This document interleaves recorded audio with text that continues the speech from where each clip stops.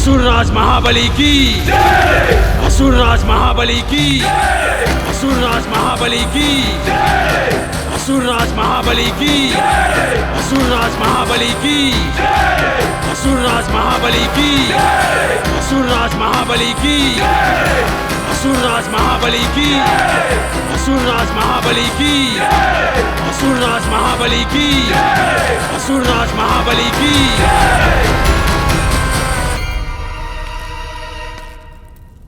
गुरुवर आप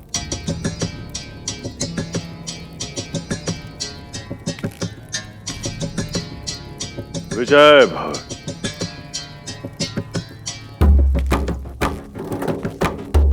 आपको वो सिंहासन प्राप्त हो जो आपके लिए इससे अधिक उपयुक्त है, स्वर्ग का सिंहासन। शंका के लिए क्षमा चाहता हूं गुरुवर, किंतु आप जो आशीर्वाद दे रहे हैं उसका सफल होना असंभव है। देवताओं की शक्ति असीमित है, न जाने कितनी बार उनसे पराजित हो चुके हैं हम असुर। अब नहीं होंगे। यह सत्य है कि इतिहास अपने आप को दोहराता है, किंतु यह भी सत्य है कि कर्मवीर अपना भाग्य बदल सकते हैं, और इतिहास भी। आप आक्रमण करेंगे राजा। इस बार विजयश्री की माला आपके वक्ष पर ही होगी, ये वचन है मेरा। जो आज्ञा गुरुदेव।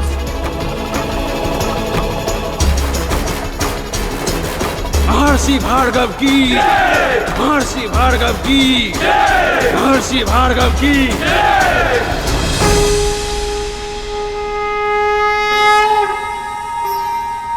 भैया आपने तो कहा था महर्षि दुर्वासा के श्राप में भी संसार की भलाई ही छुपी होती थी, किंतु जो मैंने अभी अभी सुना उसमें तो केवल विनाश की ध्वनि है। ध्वनि विनाश की है, परंतु उसमें छुपा है संतुलन का नाद। यह सृष्टि संतुलन से ही संभव होती है गरुड़। सदैव विजयी होने के कारण देवता अभिमानी हो गए थे।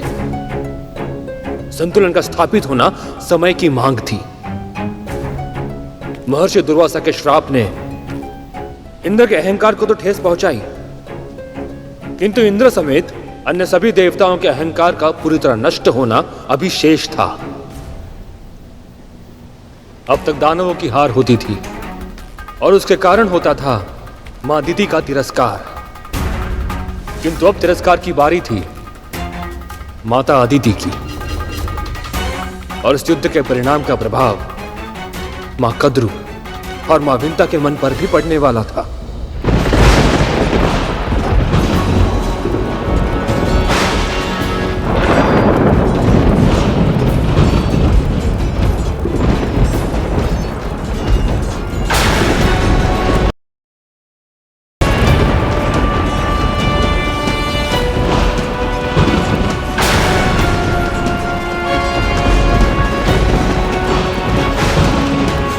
युद्ध संतानें करती हैं, पर पीड़ा की तड़प सहनी पड़ती है उनके माता पिता को। दीदी, हमें एक दूसरे को वचन देना होगा। जैसे मैं और आप आज तक कभी नहीं लड़े, हमारी संतानें भी आपस में झगड़ा कभी नहीं करेंगी। स्वयं नीलकंठ भगवान शिव जी ने एक यज्ञ के फलस्वरूप मुझे ये माला दी थी, जिसे जो धारण करेगा उसे ऐसी प्रतापी संतान प्राप्त होगी जिसके नाम और यश की कीर्ति समस्त ब्रह्मांड में फैलेगी। तू भी ना विंता, जिन्होंने भी जन्म तक नहीं लिया, उनके झगड़े के बारे में अभी से क्यों चिंता करना?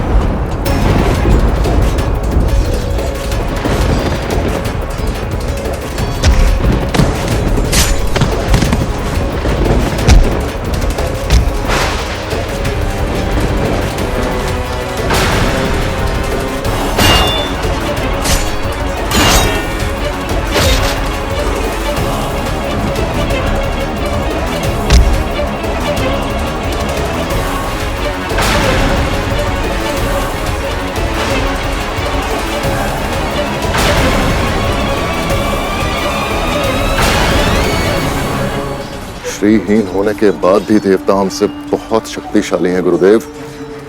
हम ये युद्ध नहीं जीत सकते। हमारे ना जाने कितने योद्धा तक अपने प्राण गंवा चुके हैं गुरुदेव।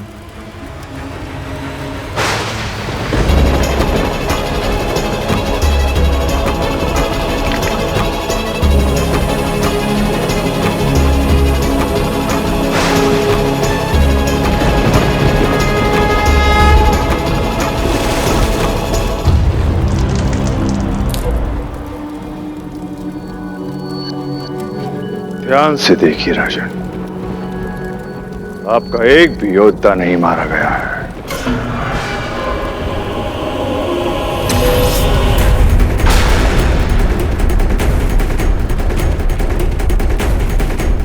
ये कैसी माया है?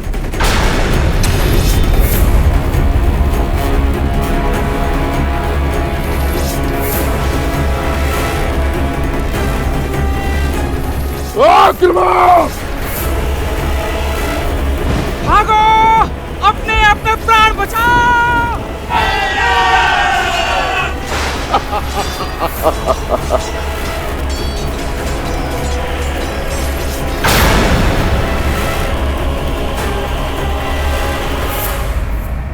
ऐसा पहली बार हुआ था। पहली बार दानवों ने देवताओं पर विजय प्राप्त की थी। जब जब संसार में कोई अप्रत्याशित, अकल्पनीय घटना घटती है, तब उसका प्रभाव सभी पर पड़ता है। मां कद्रू और मां बिंता भी इस प्रभाव से अछूते नहीं बचे थे। असुरराज महाबली की, असुरराज महाबली की, असुरराज महाबली की, असुरराज महाबली की, असुरराज महाबली की, असुरराज महाबली की, असुरराज महाबली की, असुरराज महाबली की, असुरराज महाबली की, असुरराज महाबली की।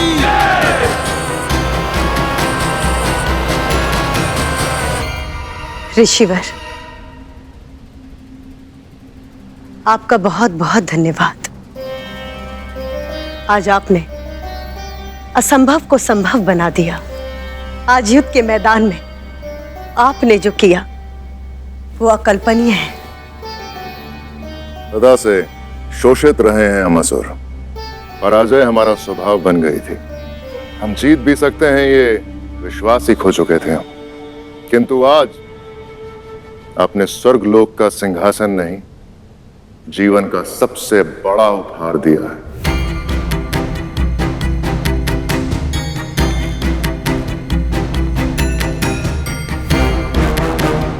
अब सृष्टि में संतुलन स्थापित होगा और इसका सारा श्रेय केवल आपको जाता है गुरुवर। ये युद्ध आपने और आपके योद्धाओं ने लड़ा। साहस के साथ आपने अपने शत्रु का सामना किया और उन्हें भागने के लिए विवश किया। इस विजय का श्रेय आपका है राजन। मैंने तो केवल गुरु होने का धर्म निभाया है।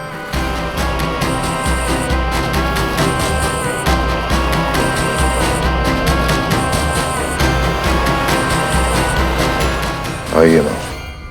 राजमाता दीति की, राजमाता दीति की, राजमाता दीति की, राजमाता दीति की, राजमाता दीति की, राजमाता दीति की, राजमाता दीति की। पुत्र, आज इस स्वर्ग के सिंहासन पर बिठाकर तूने अपनी मां का मान बढ़ाया है, किंतु ये पर्याप्त नहीं। आज तुझे एक वचन देना होगा कि आज के बाद देवता इस सिंहासन पर कभी नहीं बैठेंगे। आज के बाद मेरे पुत्र किसी भी युद्ध में पराजित नहीं होंगे।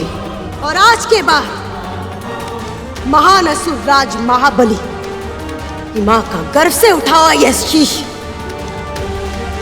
कभी नहीं झुकेगा। वचन दो। मैं वचन देता हूं मां, जब तक देवताओं का समूल नाश नहीं कर देता मैं शांत नहीं बैठूंगा। असुरराज महाबली की, असुरराज महाबली की, असुरराज महाबली की, असुरराज महाबली की, असुरराज महाबली की। महर्षि दुर्वासा के एक श्राप से यदि देवताओं का राजपाट, यश, वैभव सब कुछ छिन सकता है, तो उनके आशीर्वाद से मिली माला से विंता क्या नहीं कर सकती है। मुझे अपने संतानों के हित की रक्षा करनी ही होगी। इंद्र और अन्य देवताओं के अहंकार के कारण ही आज उनकी इतनी भीषण हार हुई है। हम अपनी संतानों को विनय की शिक्षा देंगे ताकि उन्हें कभी ऐसे दुर्भाग्य का सामना ना करना पड़े, है ना दीदी? दीदी, किस सोच में पड़ गई आप? कुछ नहीं। असुरराज महाबली की, असुरराज महाबली की। दीदी, मैं तुम्हारे लिए बहुत प्रसन्न हूँ। बहुत बहुत बधाई हो।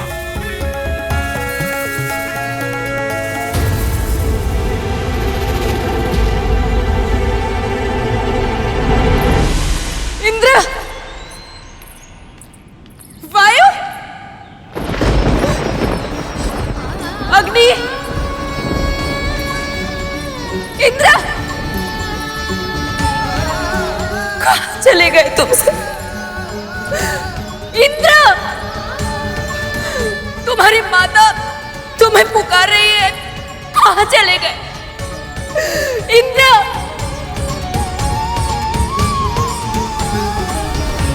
कहाँ चले गए?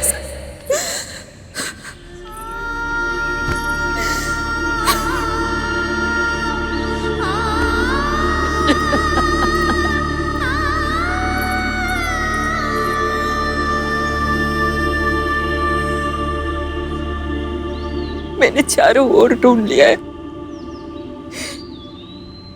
न जाने कहाँ है मेरे पुत्र। पहले तो मेरा स्वर सुनते ही लौट आते थे, परंतु आज दीदी, बाहरी नेत्रों से ढूंढना बंद कीजिए, मन की आंखों से देखिए, अपने हृदय से अनुभव कीजिए। आपकी अंतरात्मा अपने पुत्रों को स्वयं ढूंढ लेगी।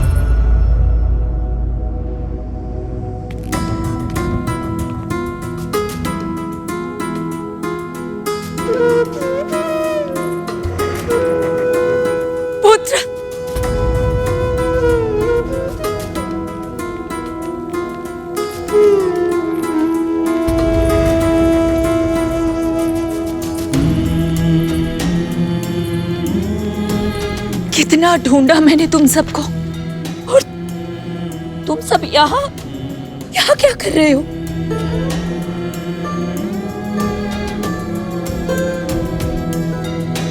हम सब भयभीत हैं माँ। जीवन में प्रथम बार हमें असुरों से भय लग रहा है। अपने प्राणों के लिए ऐसा भय इससे पहले अनुभव नहीं किया माँ। ना जाने कैसे वो अमर हो गए हैं। हमारा कोई भी अस्त्र शस्त्र उनके प्राण नहीं ले सकता। और अब तो उन्होंने निश्चय कर लिया है कि वो हमें जीवित नहीं छोड़ेंगे। अपराध मैंने किया था मां, किंतु उसका दंड मेरे इन भाइयों को और आपको मिल रहा है। और मेरा ऐसा दुर्भाग्य कि मैं कुछ कर भी नहीं सकता। पुत्र, एकता में बहुत शक्ति होती। जब तक तुम सब एक साथ हो, कुछ नहीं होगा तुम्हें। और जहां तक तुम्हारी प्राण रक्षा का प्रश्न है, तो पुत्र, जहां समस्या होती है वहां समाधान भी अवश्य होता है। और तुम्हारी माँ वो समाधान अवश्य ढूंढ कर रहेगी।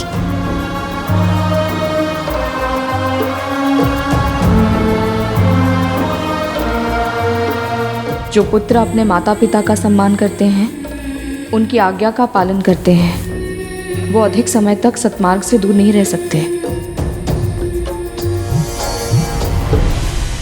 जब से महर्षि दुर्वासा ने भगवान शिव के वरदान स्वरूप मिली वो महान माला विंता मां को दी थी, कद्रू मां के मन में ईर्ष्या के अंगार सुलगने लगे थे। अपने आप को अपनी छोटी बहन विंता से उत्तम सिद्ध करने की हठ ने उनके मस्तिष्क में जड़ें जमा ली थी। यहां तक कि अपने पुत्रों के लिए प्रार्थना करते समय भी उनके मन में यही एकमात्र विचार हावी रहता। और इसीलिए जब उनकी प्रार्थना स्वीकार होने का समय आया तो उन्होंने महर्षि कश्यप से कहा,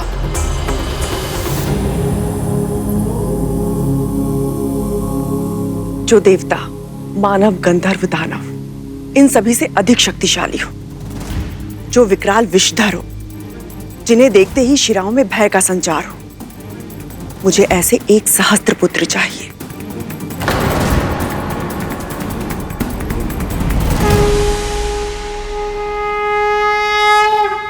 तथास्तु, तथास्तु, तथास्तु। ऐसे बलशाली पुत्र होंगे तो अवश्य त्रिलोकी सामग्री बन जाऊंगी मैं। फिर विंता ही नहीं, दिति, अदिति सब झुकेंगे मेरे आगे।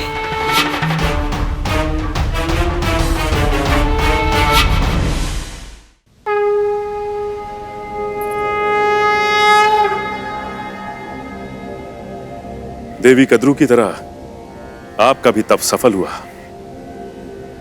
अपनी मन वांछित संतान मांगिए। स्वामी, अधिकार केवल मेरा नहीं है। संतान को अपने माता और पिता दोनों की इच्छाओं का संयुक्त स्वरूप होना चाहिए। इसलिए आप बताइए, कैसे संतान चाहिए आपको?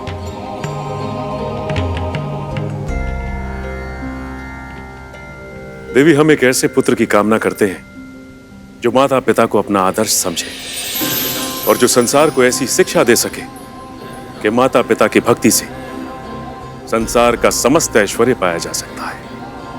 एक ऐसे पुत्र की कामना जो संसार में देवों और असुरों के बीच के संग्राम को रोककर सृष्टि में संतुलन स्थापित करे। आपने मेरी कल्पना को स्वर दे दिया। जिसके मन में सृष्टि का कल्याण हो और चित्त में हो नारायण के चरण,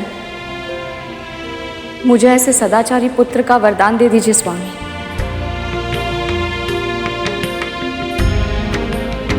देवी कद्रू ने सहस्त्र पुत्रों की इच्छा व्यक्त की है,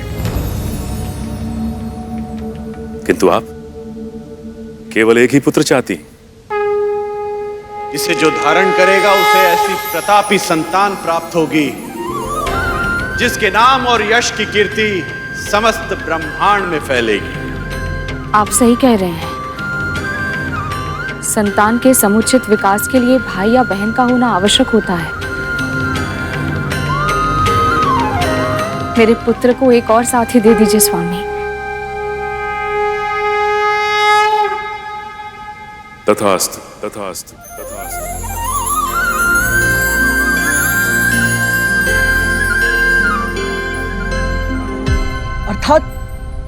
अर्थात मेरा कोई भाई भी है, किंतु भैया माँ ने तो मुझे उनके बारे में कभी कुछ नहीं बताया। कौन है वो और कहाँ है? तुम उन्हें मिल चुके हो गरुड़। क्या? किंतु कब? कौन? सूर्यदेव के रथ के सारथी हैं वो, अरुण, तुम्हारे बड़े भाई। अंधकार को समूल नष्ट करने वाले श्री सूर्यदेव को मेरा प्रणाम।